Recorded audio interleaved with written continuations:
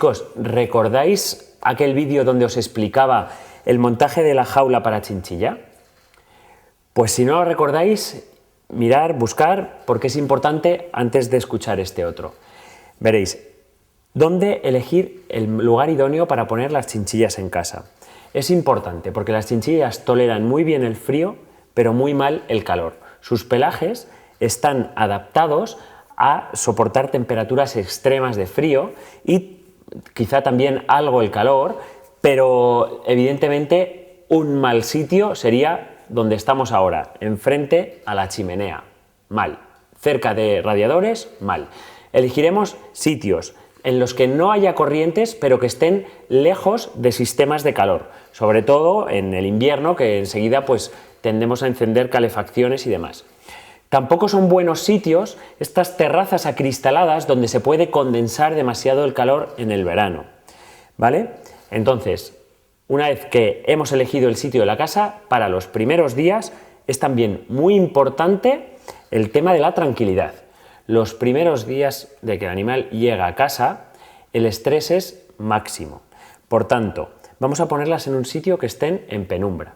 Como ya os comenté en el otro vídeo, las chinchillas son animales de hábitos crepusculares, incluso nocturnos.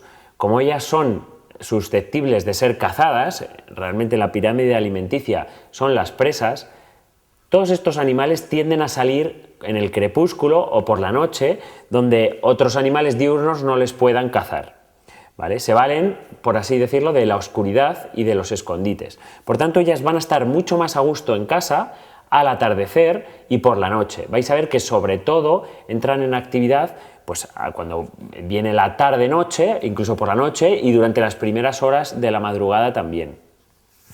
Para ello y para que estén a gusto, vamos a ponerlas los primeros días en sitios que no estén muy concurridos. Yo no sé si además tenéis más animales en casa, pero normalmente van a tener mucho miedo de gatos y mucho miedo de perros. Es muy común que sobre todo los perros se pongan a ladrar cerca de donde están la jaula con chinchillas, donde hay jaula con conejos, estresando muchísimo a estos animales.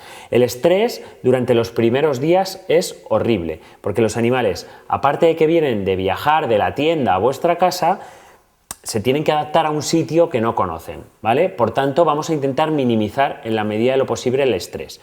Y también aprovecho para deciros que los cambios de alimentación bruscos suponen también un estrés en los animales.